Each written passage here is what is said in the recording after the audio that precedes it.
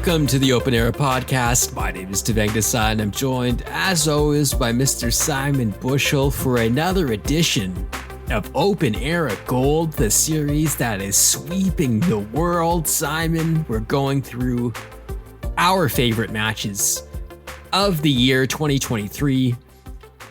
I like the pick you've made for your women's selection, sir. Boys picks, as they say. It's my turn to choose, and I'm choosing my favorite women's match of 2023. It is Iga Swiatek versus Karolina Muchova from the French Open final. I think anyone who'd followed the podcast through the course of the year could probably have guessed that I might have picked this match. Dev, it was a banger. There was ups and downs. The level was sometimes good and sometimes not good. Sometimes a good, sometimes a shit, as Rino Gattuso says in that famous clip. But hope you enjoy this one. It's a very enjoyable walk down memory lane.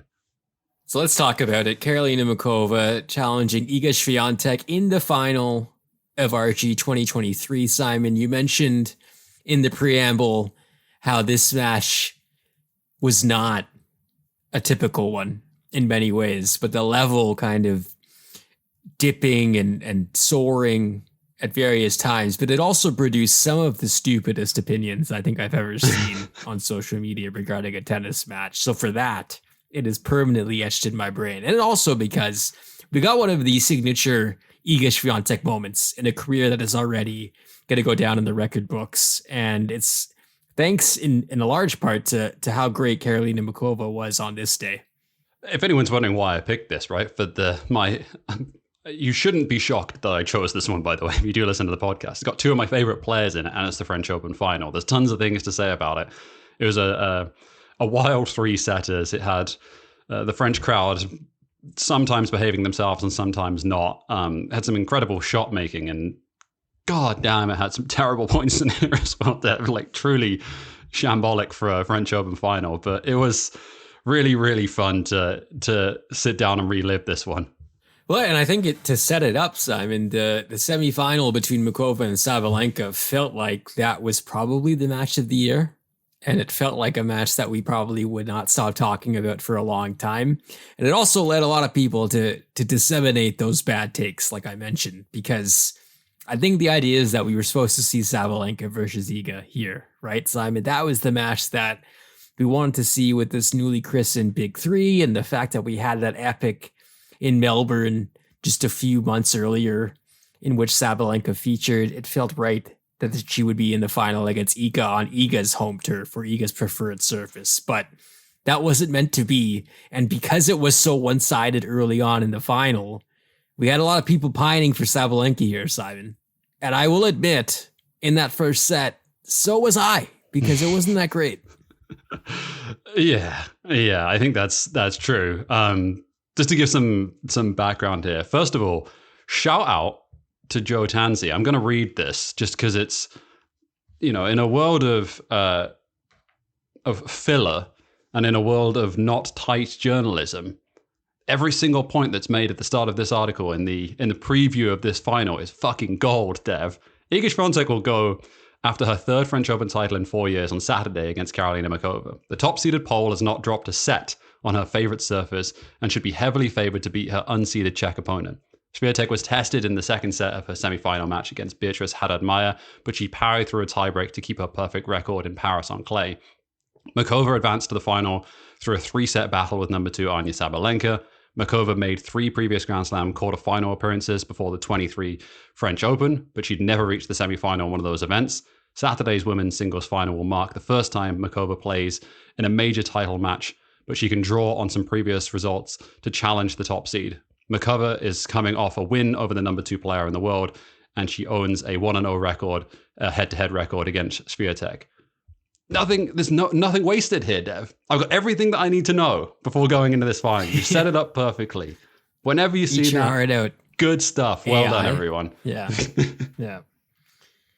No way I can do that yet. Well done. Very tight. Yeah, and I think the idea that Karolina Muchova had some experience to draw on. I know Cromulent Josh, friend of the show and Discord legend, mentions her a lot, and for good reason, but as a tennis player, Simon, one of the best to watch. everything is there. She's got all the shots, all the variety you need to be a top player, except probably health. Yeah, I think that's almost certainly true, right? Like it was great to see the way her finish the 2023 season so high. Like it was great to see her reach a career high ranking. Obviously, it was fantastic to see her reach this final. She's got a very aesthetically pleasing game. Like it's one of those that you want to turn the tape on and show to all the young girls and boys who are playing. Like play like this. Serve is immaculate, looks technically perfect. Her backhand is a thing of beauty. The forehand is, technically really solid. She's an all-court player, moves laterally really well, goes to the net really well. But she's kind of one of those players as well where it's like, does everything really well, but does she do one thing above everything else, really? Like, what is her one weapon? And I think you could make the case, certainly, the fact that she is so good at everything, that is her weapon. But there's just that tiny little bit is there not there. Is she like 90% good at most things? She's not 100% good at anything. And that's kind of what came back to bite her in the bum in this final, potentially. Yeah, I think that's fair. I mean, it's funny you mentioned not having the one single exceptional shot, but to be 5-0 against opponents ranked inside the top 3, I think it underlines maybe how high her baseline level is, or how high her floor is in terms of just overall level, because that is just exceptional. But I wonder if she maybe felt the idea that she had to go for a lot more than usual against Iga on this court at this tournament, because early on it was an error fest. She could not hit the court.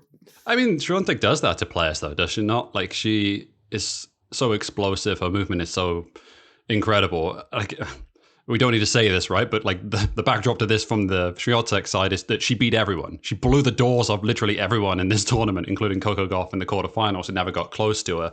Maybe the toughest run that she has was against Haddad Maia, and that really was just the second set. The rest of the time, she was so dominant and so head and shoulders above the field that I think everyone came into here expecting it to not be close. That was the case in that first set. Muchova was super nervous, obviously, you could tell that. But Swiatek was locked in and just such a clean ball striker. And it kind of suffocated, I think, Muchova in that first set. It was not remotely close, Dev. No, not at all. And I think Iga had 4 bagels this tournament. And in one match, she double bageled Jin Wang, which, I mean, yeah. So peak Iga is not someone you want to come into a match fearing or not feeling your best against. And at this point, I think after the first set, it was a question of would Muchova find her game in time? She did. Boy, did she ever. But I think there was reason to think maybe that it was going to come at some point based on the track record. But in the moment, at the time, Simon, we were looking at a final that was going to be over in probably an hour. I think you could have easily, if you turned off the television or turned off a streaming service and it was 6-2 and 3-love, and you're like, okay, this is going to finish, 2-love. That's going to be the end of the French Open. It's going to be wrapped in 50 minutes. I think, that would have been very fair. I think get that would the have house been DJ on, get the house DJ queued up, because exactly, we have a weird award ceremony to get through. Everyone's in tears from the Muchova camp. It's, you've got the runners-up speech. I'll learn from this. I'll get better, etc., etc. Fair play to Iga. She does this to many players. I'm just the latest victim. But no, that's not what happened here. Not at all. I think the biggest difference was that because Muchova has so much in the toolbox, is that she just started chucking some stuff in there, trying to play with a little bit more variety. And in particular, I think trying to make Swiatek come forward, trying to get her out of her comfort zone. Because I think what the game plan was clearly that she was going to try and, manipulate the ball around on court and try and stretch the court in all 4 directions. Swiatek did not remotely fall for that in the first set. But I think it worked a little bit more in the second set because I think Muchova used her forehand. She went for her forehand more when the opportunity presented itself, and the rest of the time she just did a fantastic job of hanging in rallies, and nothing signifies that more than the huge, like humongous forehand that she hits at 3-2 to break back. It's an absolute dynamite shot. It's perfect. It's textbook to see. And if ever we needed a doubt that this match was back on, that forehand was a clear demonstration of it. No, it was excellent. And I think though getting Iga to come to the net and Iga looking not great at doing it did create that brief moment of, can Iga play at the net? Remember the discourse of, is she completely thoughtless when it comes to net play? No, it was fascinating. And I think maybe the most captivating part for me was that Iga got super tight and it looked like she wanted a timeout and to get off the court and just not be out there. And you don't really get a glimpse of that. And I think throughout the season, we kind of got more of that from Iga, where she was a lot more open about maybe the expectation she's facing now and mistakes that are involved in every match she plays, because she is such a big favorite and because she is expected to rack up so many trophies. I think maybe at this moment, because it was going so well, because she had a 3-love lead in the second set, it felt wrapped. So she felt like maybe it was almost too easy, because I know Muchova's game increased in quality. Iga's game dropped pretty considerably as well. Yeah, no kidding. It was pretty wild, wasn't it, at points in that second set? Like, considering the level that we'd seen throughout the course of the first set, it wasn't remotely anywhere close to that in set number 2. Like, it sort of all fell apart from that 3-love moment. And it's not like she was... This is the thing. Swiatek's such a good player that her ability to not completely bottom out and just throw matches is astonishing, despite her not playing particularly well. I think you hit the nail on the head. I thought she... not trying to play amateur and armchair psychologist, I think she thought she'd won at 3-love. I think she thought the match was over. And the fact that Muchova came back the way that she did, I think is testament to obviously her fighting qualities. But you imagine the mental resilience and mental toughness required that you're getting the doors blown off you inside of your first Grand Slam final and you just keep going. It's like, no, I still have the commitment, still have the nous. And throwing on top of that, like actually tactically making changes as well during the course of the match, like huge credit to her. Yeah, and I think this match also lends credence to the argument that, like, you don't necessarily have to have the highest quality at all times to have a classic match. Mm-hmm. Like, you don't need both players to be redlining the entire time to produce a classic. Like, I think the third set was so memorable because you had such wild dips at such important times, and obviously a trophy on the line. Like, I think this third set for me, Simon, after Muchova eventually serves the second set out at 6-5, this third set for me perhaps is the most memorable of the entire season. Yeah, I remember we were watching this, right, and doing the watch along with our Discord as well, and just I think the stunned look, as much as you can have a stunned look inside of a Discord server, of just the disbelief perhaps that was going on throughout the course. Yeah, exactly. The brain exploding emoji, whatever you want to throw at it, of this third set. So we get the role reversal, basically, do we not? We have Swiatek racing to that 3-love lead inside of the second set. Inside of the third set, though, to start it, Muchova's got to be kicking herself that she did not win this final, she not, given how this third set starts. I mean, she broke Iga 80 times, right? In this third set. It felt like Iga on serve was just...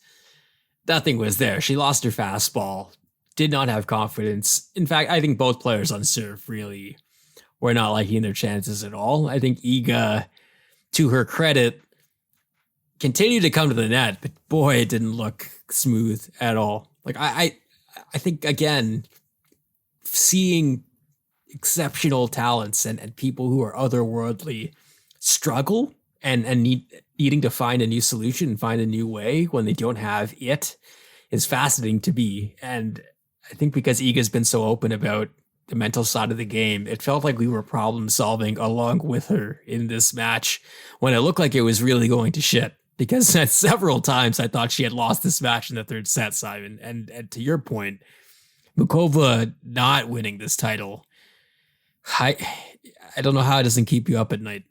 I think, Dev, just on the point of finding your best, or not finding a level when you're not playing your best.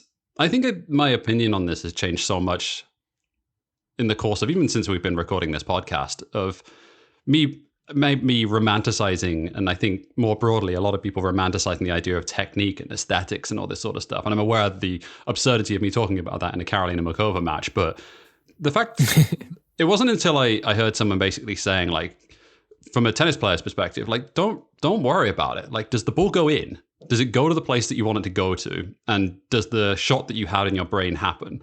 And if it looks like shit and it still works, then don't worry about it. It's totally fine. And I think I've started to sort of think about that more broadly in terms of how I watch sport as well. Like, does the ball go in the net?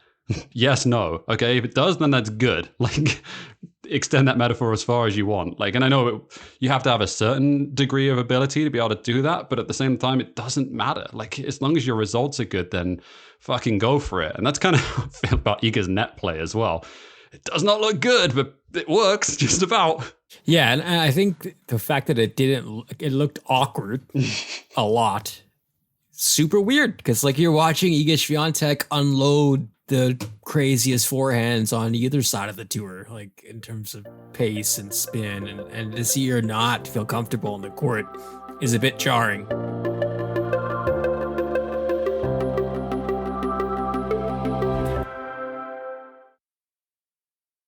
I nearly forgot how long this match was. I knew it was long, but 2 hours and 46 minutes. Mm-hmm. I think emotionally, that's why we felt so spent in that third set. But I don't know. There's so many things to be impressed by both women in terms of what they produced in this final. But I do like the idea of Iga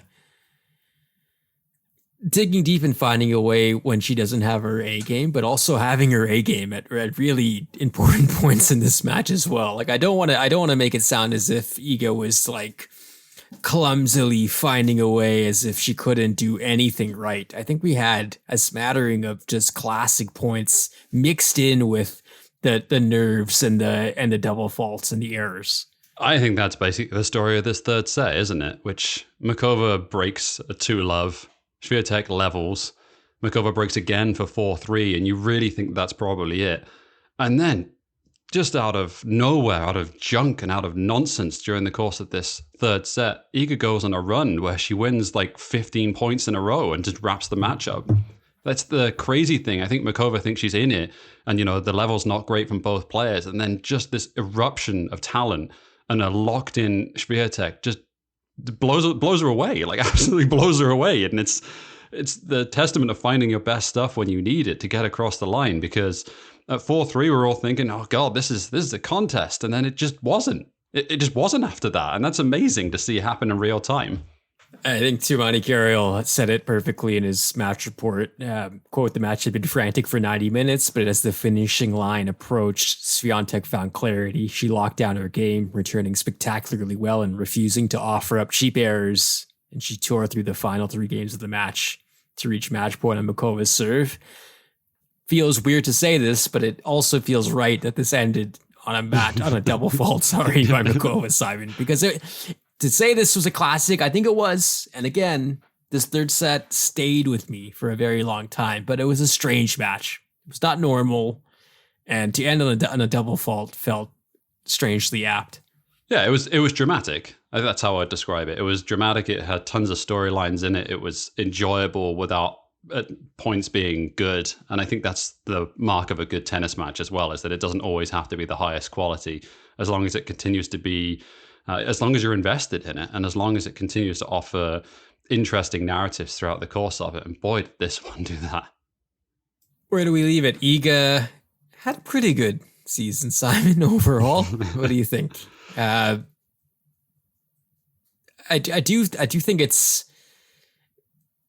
good that she won the ATP finals, or the WTA finals, the way she did, to set up what we expect to be an amazing 2024. But we had such a variety of slam champions. We had Iga run off an incredible streak in between and along the way, and solidify herself as one of one of the most dominant talents in the sport and one of the most dominant athletes around. But I don't know, do you leave this match thinking more about maybe what Iga was able to accomplish, or lamenting what Muchova wasn't able to after all the injury struggle she's battled with and the perseverance to battle through? I mean, I was really happy for Iga, but I was also left feeling quite sad for Muchova, considering what she's been through. Yeah, almost a perfect final in that regard, isn't it? Where your heart sort of breaks for the runner-up in this situation, because you're like, how many other chances is she going to get at this? You never know, right? And the winner, you're like, oh, she's fine. She's going to win plenty more of these, and we feel pretty good about that. So it's always nice to see a dominant player continue to chase history. And easily the best clay court player in the world, continue to dominate in that capacity. So I think no matter who you're supporting, you could walk away from this one and be like, I don't know. I don't know how to feel about it in general. The Swiatek side of it, clearly over the moon, despite, I think, being extraordinarily emotional through the whole match. The post-match speech, I think Muchova was really emotional. I thought she said the feeling is a little bitter, which I thought was awesome. I mean, this woman has been through a lot, and I think Chris Everett being on the stage with her, and Chris Everett battling or dealing with cancer and cancer treatments, it was really emotional. And I think that scene, that trophy scene, that celebration, and also the sadness, that's sports, man. That's why we watch. That's why we get so invested in these people we don't really know. And that's why we gather together, whether it be on the Discord or in a group chat, and lose our minds like we did collectively during that third set. It was awesome. I think my summary of this one and why it stuck with me so much, it was a very human post-match ceremony, and it was a very human match as well in terms of the highs and the lows of it. Perfectly said, and we'll leave it there. A reminder, we are on patreon.com/open air. Get the show ad-free, get it early on Sundays, plus join us on the Discord where we're chatting tennis all the time. For producer Dylan on the ones and twos, and for Simon, thank you so much for listening to Open Era. We'll talk to you next time.